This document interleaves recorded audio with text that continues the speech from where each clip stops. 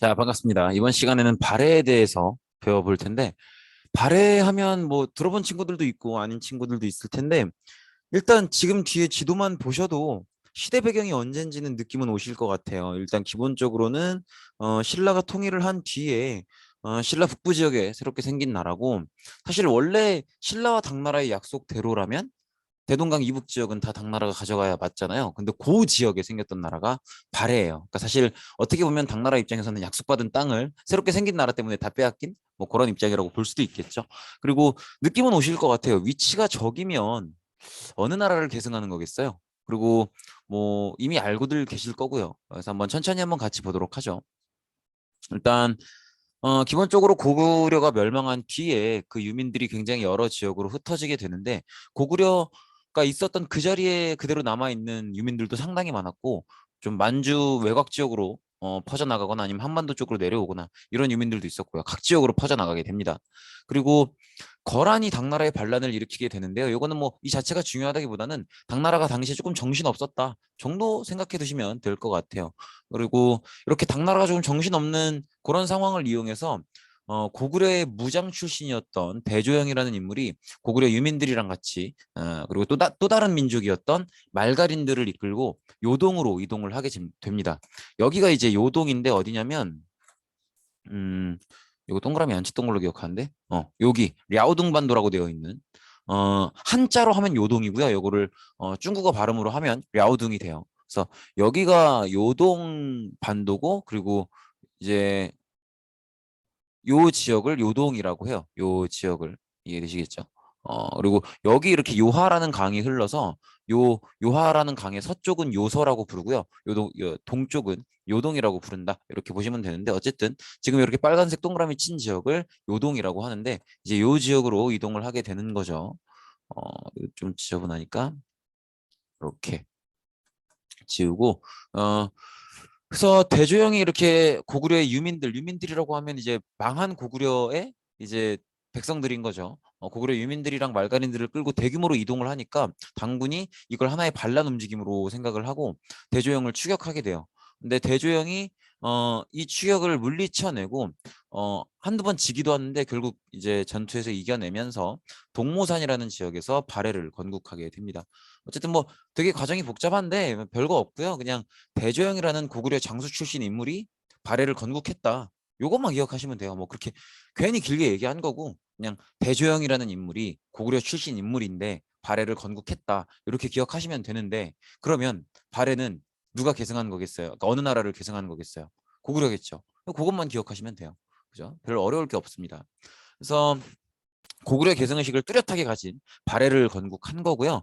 그리고 일단 우리나라 역사 전체에서 보면 이제 남쪽에는 삼국을 통일한 통일신라가 있고, 그다음에 북쪽에는 발해가 있는 그런 그 두 나라가 공존하는 시대가 되는 거죠. 그래서 이 시대를 보통 남북국 시대다라고 얘기를 해요. 그리고 사실은 통일 이후의 신라를 발해 때문에 그 나라 이름을 통일신라라고 부르는 것이 맞느냐, 이런 논쟁이 좀 있기도 해요. 어쨌든 한반도 남쪽에는 통일신라가 있고 북쪽에는 발해가 있는 그런 남북국의 형세다, 이런 걸 기억해 두시면 되고, 이 남북국이라는 표현은 그냥 쓰는 표현이 아니고 나중에 이제 조선 후기 가면은 유득공이라는 역사학자가 발해고라는 역사책을 써요. 사실 그 전까지만 해도 발해에 대한 역사를 많이 연구하지 않던 실정이었는데, 이제 유득공이라는 사람이 발해고라는 책을 쓰면서 요 고자가 생각할 고자거든요. 그래서 발해를 한번 생각해 보면서 이런 역사책을 쓰죠. 그래서 이때 이 발해고라는 책에서 처음 남북국이라는 표현이 쓰입니다. 그래서 남북국 시대라는 용어 꼭 기억하시면 좋을 것 같아요. 그래서 다시 한번 정리하면 그냥 간단하게 고려가 멸망한 뒤에 고려 고구려가 멸망한 뒤에 고구려 백성들과 말갈 주민 일부를 데리고 고구려 장수 출신이었던 대조영이라는 사람이 발해를 건국했고 고구려를 계승하고 있고, 그리고 그래서 한반도 남쪽에는 통일신라, 북쪽에는 발해가 함께 있는 상황이었다. 그래서 우리는 이 시대를 남북국 시대라고 부른다, 이렇게 보시면 돼요. 그래서 통일 이후에 우리가 지금까지 봤던 통일신라 수업들 있죠. 뭐 신문왕이 어쩌고, 뭐 성덕왕이 어떻고, 경덕왕이 어떻고, 뭐 석굴암이 어떻고, 불국사가 어떻고, 다 결국 남북국 시대의 이야기인 거죠. 그렇게 생각을 하시면 되겠습니다. 이렇게 해서 지도상으로 보면 아까 표지에서도 봤었던 지도죠. 이렇게 남쪽에는 신라가, 북쪽에는 발해가. 그래서 지금 어쨌든 통일신라라고 해도 신라가 통일을 했었다는 걸 좀 기억하기 위해서 통일신라라고 하는 거지. 어쨌든 공식 명칭은 신라죠. 신라, 발해 이렇게 남북국 시대로 이루어져 있는 모습을 볼 수 있죠. 이렇게 보시면 되겠고, 그리고 신라랜드 발해는 대조영이 건국을 했잖아요. 그래서 대조영은 첫 번째 왕으로서 고왕이라고 하고요. 그 다음 왕이 이제 무왕인데, 요 무왕은 이름으로 기억해 두시는 게 좋아요. 근데 요거 요새 게임에 이런 표현 쓰나? 옛날 게임 보면 무력이라는 표현 쓰거든요. 그러니까 캐릭터가 얼마나 싸움을 잘하는지를 수치화할 때 무력이라는 표현을 쓰는데, 이게 이제 힘쓸 무자예요. 이렇게 쓰는데 한자 잘 쓰죠. 이렇게 쓰는데, 요 왜 갑자기 이 얘기를 하냐면 요 무왕이 요거예요. 뭐 한자를 알아달라는 건 아니고, 그래서 힘쓸 무자거든요. 힘쓸 무자라서 무슨 얘기를 하려는지 아시겠어요? 어, 힘을 쓰는 왕이다 이거죠. 그러니까 전쟁했던 왕이에요. 그 얘기 하려고 그런 거예요. 전쟁을 했던 왕이고 되게 활발하게 정복 활동을 했었고요. 그래서 뭐 숭화강, 해룡강 유역 진출 뭐 이렇게 되어 있는데, 그냥 간단하게 만주 영역을 다 차지하는 거예요. 그래서 대동강 이북 지역을 차지하기로 통일신라와 약속이 돼 있었던 당나라가 뭐 아무것도 얻지 못하는, 그렇게 만들어 버린 거죠. 그래서 사실 그래서 당나라 입장에서는 발해가 건국된다는 것 자체가 굉장히 짜증나는 일이었어요. 왜냐하면 통일신라가 신라 이제 고구려까지 멸망시키고 난 뒤엔 약속대로 대동강 이북 지역은 당나라 거였단 말이에요. 당나라가 지배를 하고 있는데 갑자기 거기서 고구려 장수 출신의 웬 인물이 나타나서 사람들을 끌고 다니더니 나라를 짠하고 세워버린 거예요. 그러니까 그 지역은 다시 또 잃어버리게 된 거죠. 그래서 당은 발해가 건국되는 시점부터 발해를 반란 세력으로 거의 받고, 그렇기 때문에 이제 공격을 했던 거고요. 근데 그 공격을 막아내고 건국을 한 거죠. 그래서 발해가 건국되는 시점부터 당나라는 그렇게 좋지 않게 봐왔고요. 그리고 발해 입장에서도 당나라가 좋을 리가 없죠. 발해는 기본적으로 고구려를 계승한 나라인데, 당나라는 고구려를 끊임없이 공격했던 나라고, 기어있는 신라와 함께 멸망시켰던 나라잖아요. 그러니까 좋을 리가 없죠. 어쨌든 발해가 이렇게 끊임없이 세력을 확장하면서 당이 이렇게 발해에 대해서 굉장히 불편함을 계속 느껴요. 그러다가 발해가 이제 말갈을 품고 있잖아요. 아마 기억하시죠? 대조영이 고구려 유민들뿐만이 아니라 말갈족 일부도 데리고 같이 건국을 했던 거. 그래서 발해 안에는 말갈족이라는 유목민족도 함께 있어요. 근데 여러 이제 말갈족이라고 해도 여러 부족으로 나눠져 있는데, 그 중에 이제 흑수부 말갈이라는 말갈 부족이 있어요. 근데 이 부족을 당나라가 이 부족을 꿰어내서 당 쪽으로 이제 흡수시켜 버려요. 근데 이렇게 되면은 발해 입장에서는 흑수부 말갈 지역이 차지하고 있는 땅이, 그리고 그 세력이 다 당나라로 넘어가 버리게 되는 거죠. 어쨌든 뭐요 복잡한 이야기를 기억하실 필요는 없고, 어쨌든 당나라가 신라랑 말갈을 이용해서 발해한테 시비를 걸었다, 이렇게 생각하시면 돼요. 그래서 발해 무왕이 산둥성을 먼저 공격해버립니다. 그리고 공격하기 전에 일본이랑 동맹을 맺고 그 상태에서 산둥성을 공격해요. 그리고 당나라를 끊임없이 압박하는 모습을 보여주고요. 이때 산둥성을 공격했던 인물이 이제 장문휴라는 장군이에요. 요 이름까지는 기억하란 말이 좀 무리 같은데, 어쨌든 산둥성을 공격했다는 건 기억하셔야 돼요. 무왕 때 산둥성을 먼저 공격했다는 거, 당나라랑 끊임없이 갈등이 있으면서 산둥성을 먼저 공격했다. 뭐 장군 이름까지야 그렇다고 하더라도 요거는 꼭 기억을 하셔야 됩니다. 산둥성이 어디냐면 여기요, 여기 산둥반도. 여기가 산둥성입니다. 이렇게 보시면 되겠고, 아까 우리가 봤었던 요동 지역이 여기에 있죠. 요렇게 여기가 요동이고, 이렇게 보시면 되겠고, 아유 그림을 거지같이. 그렇고, 그 다음은 이제 문왕인데, 문왕은 진짜 별거 없어요. 문왕도 한번 한자를 보면 요렇게 쓰거든요. 이제 그럴 문자인데, 이 사람은 싸우는 사람이 아니에요. 그러니까 이제 당나라도 문왕쯤 오면은 이 발해가 무시할 수 없을 정도로 세력이 커졌기 때문에, 옛날에 뭐 대동강 이북 지역을 원래 차지하기로 했는데 너네 때문에 잃어버리고 이제 더 이상 당나라도 그런 생각 안 하고요. 그냥 발해의 존재를 인정해줘요. 왜냐면 발해가 일정 수준 이상으로 세력을 키웠기 때문에 뭐 굳이 옛날 생각하면서 맞짱 떠봐야 피곤하기만 하고, 그리고 또 당나라는 뭐 어쨌든 결과적으로는 신라랑 힘을 합쳐서 고구려를 무너뜨리긴 했지만 옛날에 된통 당해봤잖아요. 그러니까 거기에 대한 트라우마가 있어요. 그리고 또 발해도 되게 패기 넘치게 먼저 공격해버리잖아요. 그러니까 쉽게 건드릴 나라가 아니네. 대동강 이북 우리 거라 그래서 이거 되게 억울해서 한번 이렇게 들이대 봤는데 오히려 역으로 먼저 공격하고 이러니까 이거 만만히 볼 나라가 아니구나라고 생각을 해서 당나라도 발해를 쉽게 건드리지 않고 그냥 인정을 해줘요. 그러면서 이제 발해랑 당나라의 관계도 풀려나가기 시작하는 거죠. 그리고 문왕도 뭐 한번 시비 걸어 받고 나쁠 거 없이 결론이 났는데 굳이 또 싸우나? 이런 생각을 해서 당나라와 이제 관계를 좋게 풀어가는 거죠. 그래서 문왕 때는 더 이상 싸우지 않고 당나라와 친선 관계를 맺고 또 그 상태에서 여러 가지 선진 문물들 제도들을 수용하게 됩니다. 이렇게 보시면 되겠고, 그리고 선왕 때는 고구려의 옛날 땅을 거의 대부분 회복을 하고 전성기를 맞이하게 됩니다. 아마 한국 역사상 가장 성공적인 부흥 운동이 아닐까 싶네요. 어쨌든 이렇게 거의 고구려의 땅을 회복해서 고구려 시즌 2다 이렇게 말할 수 있을 정도로 그래서 국제적으로 별명이 해동성국이라는 별명을 얻게 돼요. 그러니까 동쪽 이제 바다에 가까운 동쪽 해동 이제 보통 한반도를 얘기할 때 바닷가 동쪽 이래서 해동이라고 하는데 해동 바닷가 동쪽에 굉장히 성공적인 국가, 잘 나가는 국가 이런 별명으로 해동성국이라는 별명을 얻기도 합니다. 그러니까 해동성국이라는 별명이 붙었다는 것 자체가 국제사회에서 발해를 무시하지 않겠다라는 그런 메시지가 깔려 있는 거예요. 실제로 그만큼 꽤나 강한 나라였고. 그래서 이렇게 벌써 세 번째 보는 지도인데 부흥운동으로 만들어진 나라치고는 상당히 크죠. 이렇게 보시면 되겠고 심지어 지금 현재의 남한 영토보다도 2배는 넓을 것 같은데요. 그죠?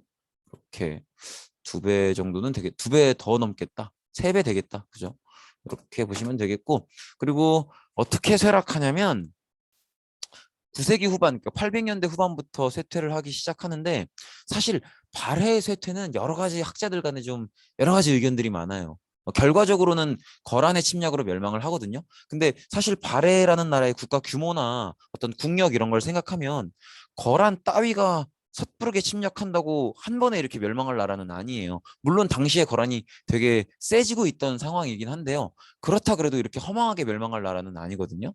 그래서 간혹 가다가 백두산 폭발설을 제기하는 학자들이 있어요. 근데 그게 학계에서도 꽤 설득력 있게 논의가 되고 있어요.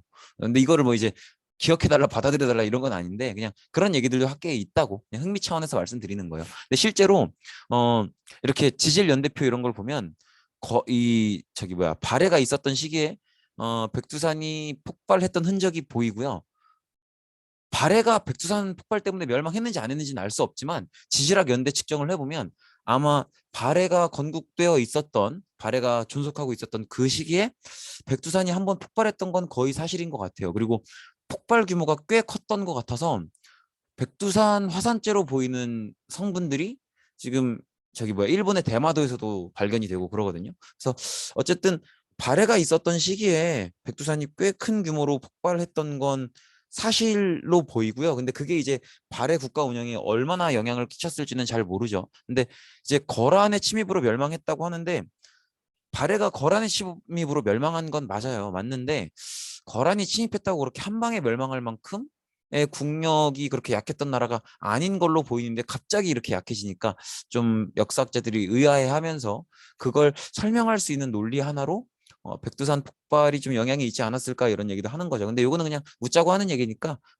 웃자고라기보다는 흥미용으로 하는 얘기니까 그냥 지나가시고 어쨌든 발해의 멸망에는 거란의 침입이 있었다. 거란의 침입으로 멸망한다. 그렇게 보시면 될 것 같아요. 그리고 여러 차례 다시 발해를 부흥하려는 운동도 하는데 이건 다 실패로 돌아가게 됩니다. 그리고 발해 사람들의 일부는 나중에 세워지는 고려로 망명을 하게 되죠.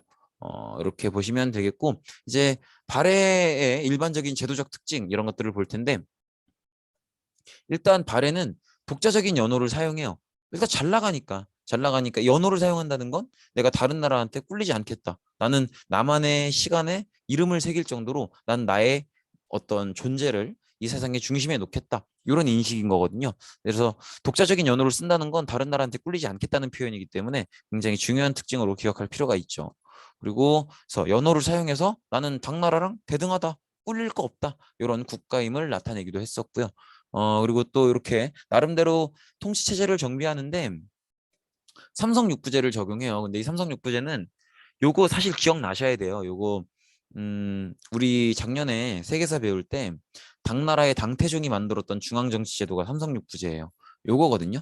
요건데 뭐 중서성, 상서성, 문화성, 이부, 호부, 예부, 병부 뭐 이렇게 있는데 요거를 다 외워달라는 건 아니고 어쨌든 당나라의 삼성육부를 영향을 받아서 발해도 삼성육부로 간다는 거죠. 이런 식으로. 근데 조금 달라요.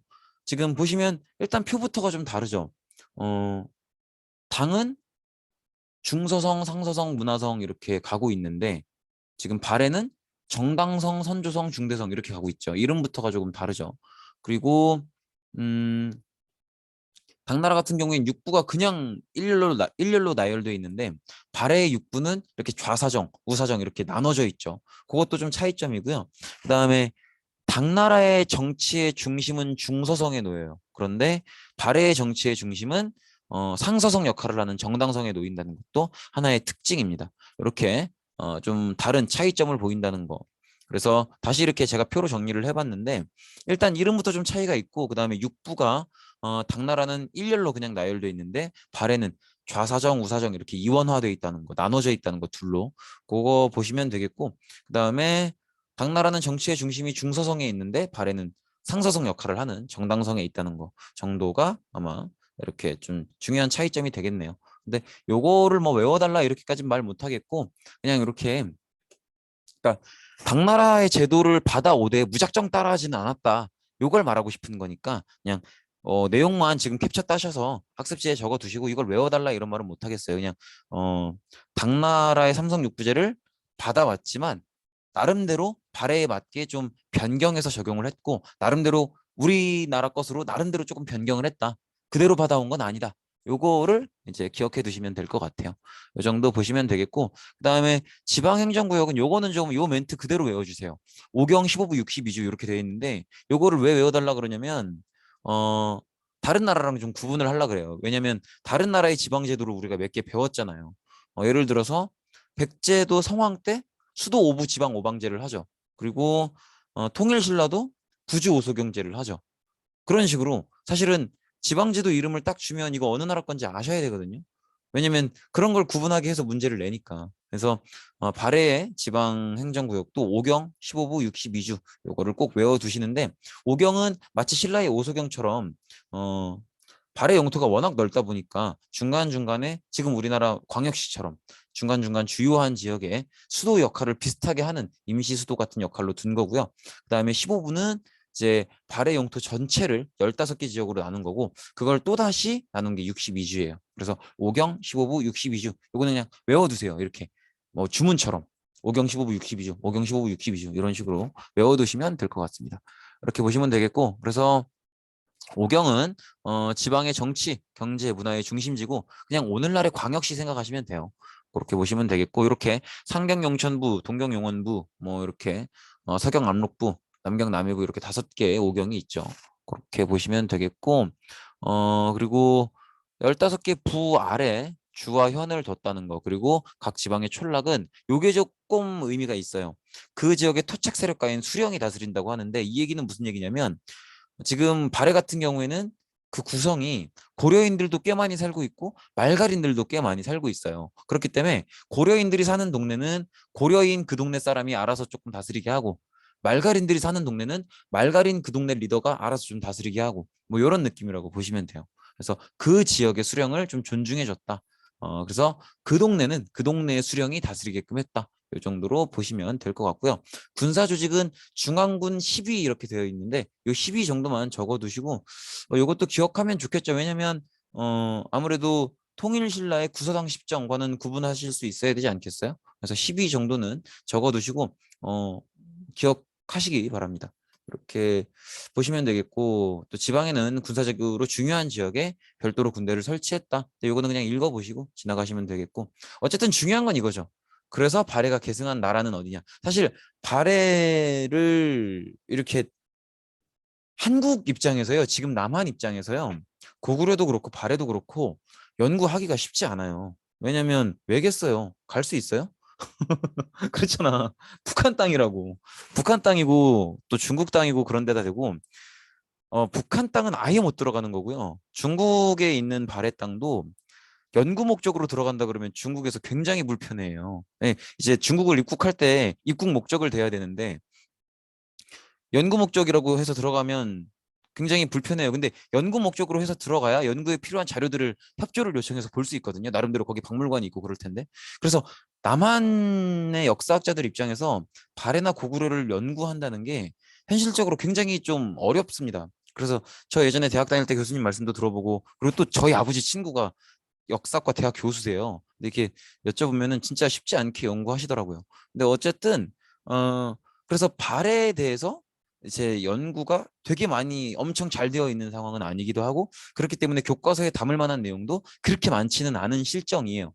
그럼에도 불구하고 어떻게 해서든 이렇게 발해를 가르치려고 하는 이유는 일단 실제로 있었던 나라이기도 하고 더 중요한 목적은 들어보셔서 아시겠지만 동북공정이라 그래서 중국이 자꾸 발해랑 고구려를 자기네 역사로 편입시키려고 노력을 되게 많이 해요.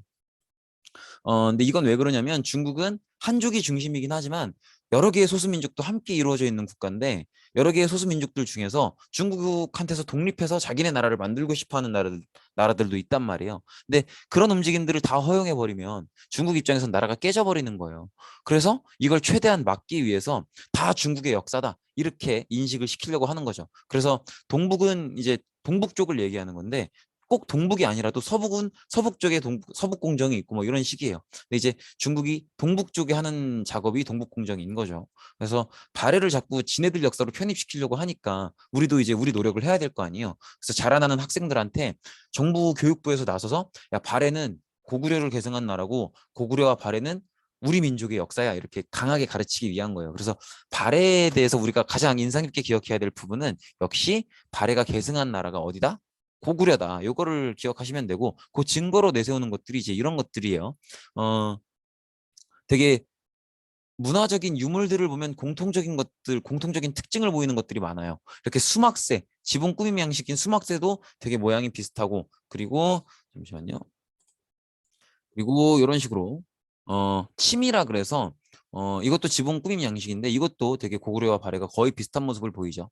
수막새랑 침이가 뭐냐면 이렇게 사진을 가져와 봤는데 요 지붕의 앞쪽 끝에 여기 있는 게 수막새예요. 여기 안막새, 여기 수막새 이렇고요. 그다음에 요게 이제 지붕 가로축 끝에 이렇게 삐쳐 올라오는 꾸밈으로 뿔처럼 나와 있는 게 치미입니다. 근데 요 수막새와 치미가 이제 발굴을 해보면 고구려 거랑 발해 거랑 거의 모양이 다 같아요. 그래서 이것도 고구려를 계승한 흔적 중에 하나다. 이렇게 보시면 되겠고 그다음에 한민족 전통의 난방 체계가 있죠. 온돌. 온돌 원리 모르시는 분들 되게 많은데 지금 건축되는 아파트들도 이제 난방은 기본 원리가 온돌이에요. 근데 온돌 어떻게 하는 거냐면 이제 주방에서 물을 막 끓여요. 물을 끓인 다음에 아예 건축을 할 때 어떻게 하냐면 이런 식으로 하는 거예요. 어, 이제 방이 있고 그다음에 주방이 있고 그럼 이 아래를 이렇게 관을 연결해놔요. 그리고 여기서 되게 그림을 못 그린다. 여기서 이렇게 물을 폴폴폴폴 끓여요. 그리고 그 뜨거운 기운을 여기를 막아두고 이제 굴뚝이 여기 있겠죠. 그 뜨거운 기운이 일로 지나가서 이렇게 굴뚝으로 빠져나가게 해요. 그러면 이 뜨거운 기운이 방을 한번 데피고 그러고 굴뚝으로 가는 거죠. 이게 온돌의 원리인데 이걸 고구려에서 했었거든요. 근데 요걸 할 줄 아는 민족이 없어요, 우리밖에. 온돌 다른 데서는 안 해요. 우리만 하는 거란 말이에요. 근데 이거를 고구려에서 했었는데 발해에서도 그대로 하고 있어요. 그러면 고구려에서 이걸 할 줄 아는 애들이 발해도 건국을 했다는 거잖아요. 그러니까 발해가 고구려를 계승한 나라다 이 증거가 되는 거죠. 그렇게 보시면 되겠고 그리고 이거는 그냥 지나가는 얘기인데 어, 기본적으로 당연히 한반도가 일본보다 북쪽에 있잖아요. 그러니까 겨울이 되면 평균 기온이 한반도가 더 낮아요. 그러니까 우리가 더 춥다고 일본보다. 근데 일본 겨울에 가보시면 더럽게 춥거든요. 근데 그게 더럽게 춥다는 게 우리보다 더 춥다는 얘기가 아니라 방에 들어가면 집에 들어가면 따뜻해야 될 거 아니에요. 안 따뜻해요. 난방이 제대로 안 돼 있어요. 어지간히 비싸게 주고 사지 않는 이상은. 근데 그게 왜 그러냐면 걔네들은 나름대로 이제 뭐 코타치라 그래서 이렇게 그 뭐 난로 같은 거를 탁자 아래 해놓고 뭐 이렇게 거지같이 해놨는데 남의 문화를 이렇게 얘기하면 안 되는데 어쨌든 근데 이게 왜 이렇게까지 얘기하냐면 이게 되게 심각한 일본 사회의 문제예요. 일본은 건물 내에 난방이 지금도 제대로 안 돼 있어요. 그래서 일본은 진짜로 똥 싸러 갔다가 죽는 사람들이 되게 많아요. 그러니까 왜냐면은 너무 이제 건물에 난방이 안 돼 있는데 그래도 잘 때는 이불을 꽁꽁 싸매서 그나마 괜찮아. 근데 똥 싸러 가려고 이불을 딱 벗어 제끼고 걸어가는 순간 이불 속보다 이제 방 전체의 온도가 너무 낮은 거죠. 그래서 혈압이 뚝 떨어져가지고 죽는 사람들이 해마다 꽤 많이 나와요. 그래서 이게 지금 일본에 되게 좀 중요한 사회 문제 중에 하나예요. 근데 한국은 이 온돌 때문에 그게 없죠. 그런 문제가 없고 건물 내 평균 온도가 되게 괜찮은 편이죠. 생활하는데 무리가 없을 정도인 편이죠. 그래서 나름대로 온돌은 우리 고유의 되게 기술력인 거고 지금도 음, 한국에서 아파트를 짓는 건설사들이 해외에서도 인기가 많은 이유 중에 하나가 또 온돌이기도 해요. 어쨌든 뭐 그렇다는 거고 어쨌든 이 온돌도 고구려 발해가 고구려를 계승했다는 하나의 어떤 증거가 된다. 그다음에 가장 이제 널리 알려진 증거로 요거를 얘기를 많이 해요. 발해의 정해공주 묘를 들어가 보면 이 정해공주 묘도 굴식돌방묘거든요.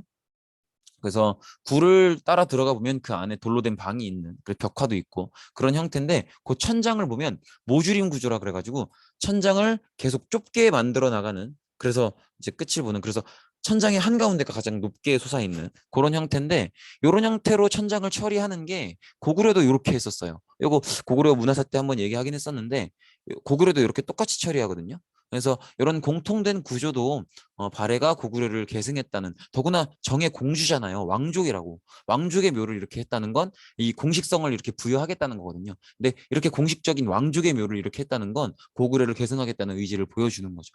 그리고 무엇보다도 이게 이제 모주림 천장 구조를 설명하기 위한 거고 좀 이해가 되시죠? 이렇게 계속 좁게 쌓아 나가서 천장을 막는 그런 처리 구조죠.